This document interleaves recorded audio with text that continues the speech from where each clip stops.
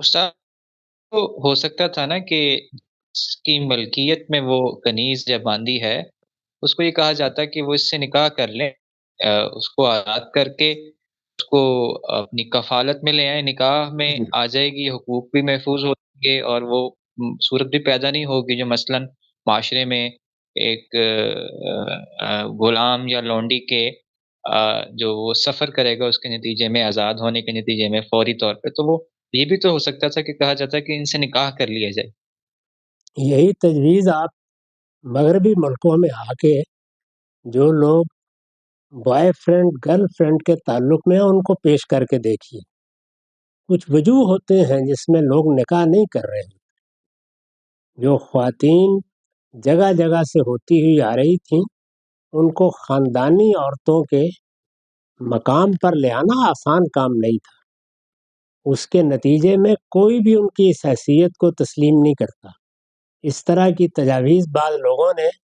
طائفوں کے محلے ختم کرنے کے لیے پیش کر کے دیکھ لی ہیں۔ معاشرت میں جو چیزیں اختیار کی جاتی ہیں ان کو پہلے قابل قبول ہونا چاہیے۔ یہ کوئی آسان کام نہیں تھا۔ اگر یہ قانون بنا دیا جاتا کہ اب صرف نکاح ہوگا تو یہ نہیں ہے کہ لوگ ان کو آزاد کر کے نکاح کر لیتے، گھروں ہی سے واپس کر دیتے۔ اس کے نتیجے میں نے لکھا بھی ہے کہ پھر کوئی چارہ اس کے سوا نہ رہتا کہ دسیوں ہزاروں کی تعداد میں لوگ یا بھیک مانگ رہے ہوتے یا جسم فروشی ہو رہی ہوتی۔ تو اس لیے اصلاحات کرتے وقت یہ دیکھا جاتا ہے کہ جس معاشرے میں آپ اصلاحات کر رہے ہیں اس میں لوگ اس کو قبول کریں گے۔ اس وقت آپ دیکھ لیں کہ ہمارے معاشرے میں دوسری شادی کم و بیش گناہ کبیرہ کے درجے میں سمجھی جاتی ہے۔ بر صغیر کا معاشرہ، ہمارا پاکستان کا معاشرہ بحیثیت مجموعی اس کو آسانی سے قبول نہیں کرتا۔ تو اس میں آپ لاکھ باز کر لیں کہ بہت سی عورتیں مطلقہ ہیں، بیوہ ہیں، لوگ آگے بڑھیں، ان کے لیے کنوارے تیار نہیں ہوں گے، شادی شدہ لوگ ان کے ساتھ نکاح کر لیں، لوگ نہیں کریں گے۔ یہ لونڈیاں تو بیچاری ایسی صورتحال سے دوچار تھیں کہ قرآن مجید نے جب زنا کی سزا نازل کی تو بڑی وضاحت کے ساتھ بتایا کہ ان کو اچھا ماحول نہیں ملا، ان کو خاندان کی تربیت نہیں ملی،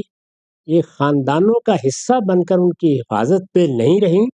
لہذا ان کو سزا نہیں دی جا سکتی۔ اس طرح کا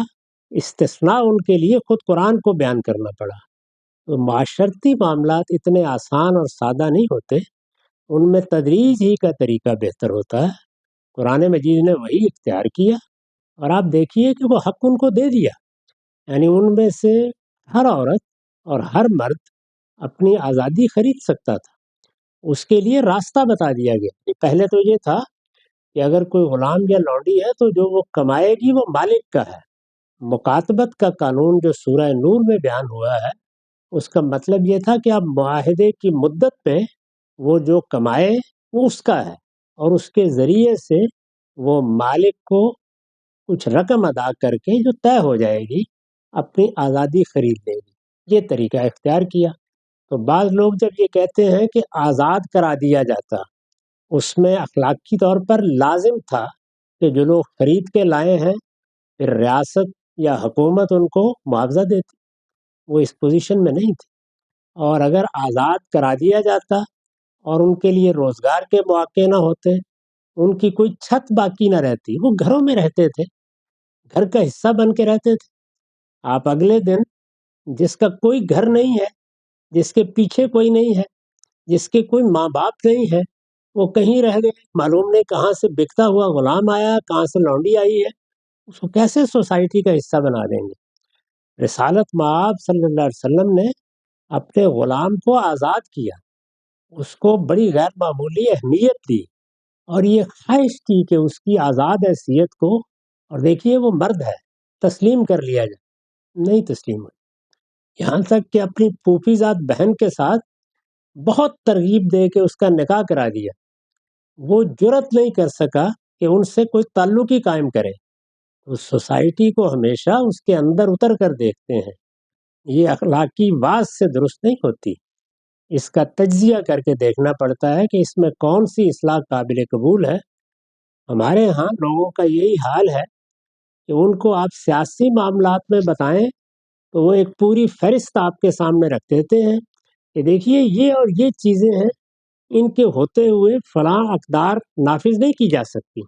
ان کے سامنے معیشت کے بارے میں رکھ دیجئے، وہ یہ کہیں گے اس کے نتیجے میں تو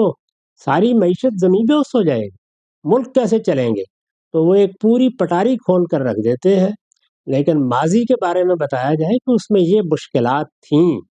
تو معاشرت میں، سیاست میں، اسی طریقے سے معیشت میں آپ کوئی تبدیلی اس طریقے سے نہیں کر سکتے۔ یہ کسی سے نکاح کر لیں، یہ آپ کے خیال میں کوئی ایسی چیز ہے کہ جو ہاتھ میں تازیانہ پکڑ کے نافذ کی جا سکتی ہے؟ اس کے لیے آمادگی ضروری ہے۔ یہ آمادگی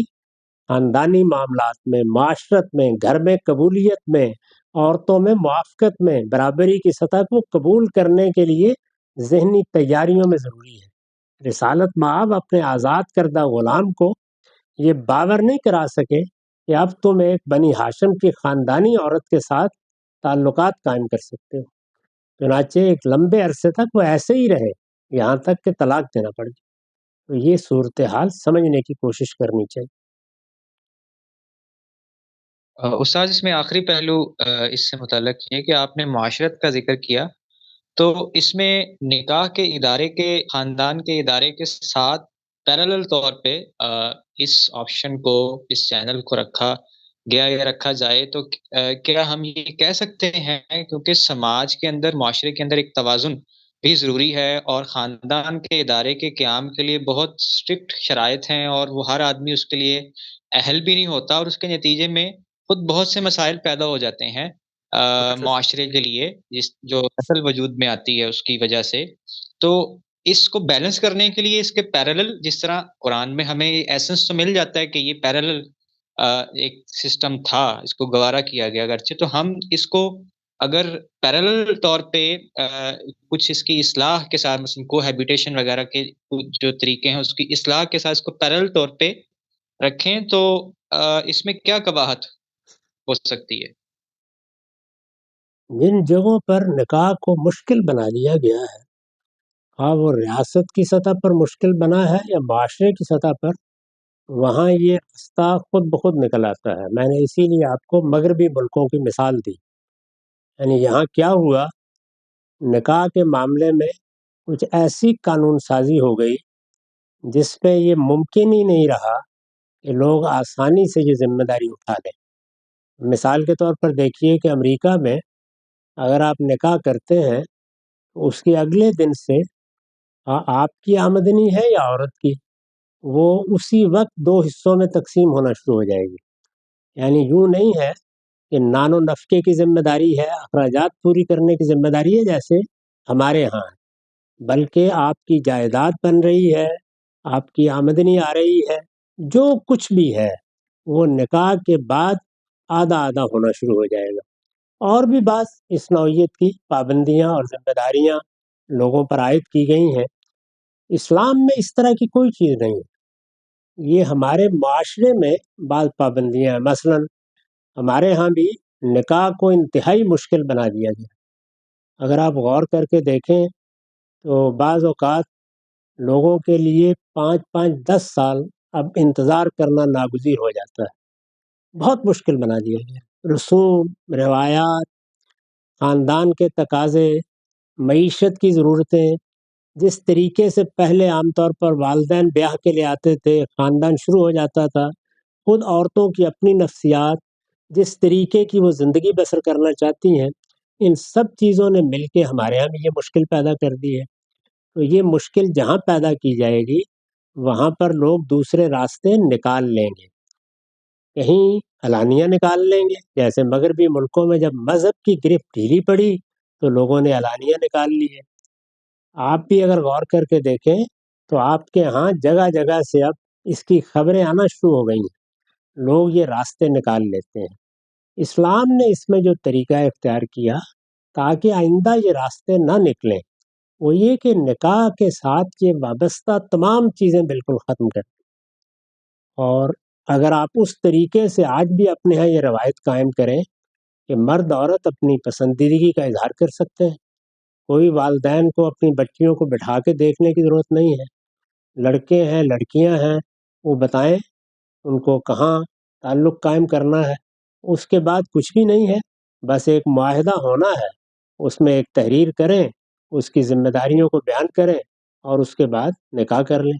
جب چاہیں اگر نباہ نہیں ہوتا تو طلاق دیں اور الگ ہو جائے۔ اگر آپ ان دونوں چیزوں کو آسان کر دیں اور اس میں کوئی رکاوٹ باقی نہ رہے، کوئی اہتمام باقی نہ رہے، کوئی سوسائٹی کا دباؤ باقی نہ رہے، لوگ اطمینان کے ساتھ نکاح کریں اور نکاح کر کے آپ کو آگے اطلاع دے دیں یا اس کا اعلان کر دیں، کہ نہ یہ ضروری ہو کہ کوئی برات جانی ہے اور ولیمہ کرنا ہے اور جہیز دینا ہے اور خاندان کی عورتوں نے یہ تقریبات کرنی ہے، یعنی کرنے کو کریں لیکن اگر یہ ضروری نہ ہو، اس کو لازم نہ کر دے معاشرت، یہ لازم کر دے کوئی قانون نہیں کرتا، عرف ایسا بن جاتا ہے کہ اس سے ہٹ کے کوئی کام نہیں کیا جا سکتا۔ اسی طرح دوسری شادی کو بھی اس طرح کی قابل مذمت چیز نہ بنا دیا جائے جیسے کہ وہ بنا دی گئی ہے، تو آپ دیکھیں کہ کسی کو اس کی ضرورت نہیں ہے۔ تو اسلام نے کیا کیا، یعنی اس نے اس معاملے کو اتنا ہی آسان کر دیا جیسے کہ آپ جائیں اور بازار سے جا کے کسی لونڈی کو خرید لاتے تھے۔ تو یہاں صرف باہمی رضامندی ہے، اگر طرفین کی ہو گئی ہے تو وہ جن شرائط پر چاہیں جس طرح کا چاہیں حقوق فرائض خود طے کر کے معاہدہ کر لیں۔ اتنا آسان کر دیا کہ یہ حقیقت ہے کہ ایک بوائے فرینڈ اور گرل فرینڈ بھی جب بہت سی باتیں طے کرتے ہیں اپنے اس تعلق کا اعلان کرنے کے لیے، اور میں نے یہاں دیکھا ہے لوگوں کے بہت سے معاملات دیکھے ہیں، تو اس میں بھی کچھ اہتمام ہوتا ہے، اس کو بھی کم کر دیا۔ تو اس لیے اسلام کو تو اس کی ضرورت نہیں ہے، لیکن ہمارے معاشروں نے جس طریقے کی فضا پیدا کی ہے اس میں مجھے آپ سے اتفاق ہے کہ لوگ راستے نکال لیں گے، اور میں نے عرض کر دیا کہ اگر کوئی راستے اس طریقے سے نکال لیے جائیں یعنی سوسائٹی کی سطح پر، یہ یوں نہیں ہے کہ فرد کوئی کام کرے، لونڈی غلاموں کا ادارہ سوسائٹی کی سطح پر قابل قبول ہو گیا تھا، اس کا ہونا ضروری ہے اس لیے کہ اولاد پیدا ہو سکتی ہے، تو اولاد کو وہ حفاظت فراہم ہونی چاہیے جو معاشرے کی قبولیت سے حاصل ہوتی ہے، وہ ہر حال میں ہونی چاہیے۔ تو اگر فرض کیجئے کہ ایسے کوئی راستے نکلے کسی زمانے میں کہیں بھی، تو میں نے عرض کر دیا کہ آپ یہاں دعوت پیش کریں گے تو آپ کو یہ نہیں کرنا ہوگا کہ پہلے ہی دن دونوں کو الگ کر دیں، اسی طریقے سے ان کو آمادہ کرنا ہوگا کہ اب آپ اس رشتے کو باقاعدہ کر لیں۔ یہ ساری چیزیں آپ سے آپ پیدا ہوتی ہیں، اور اگر آپ راستے بند کریں گے تو خود پیدا ہو جائیں گے۔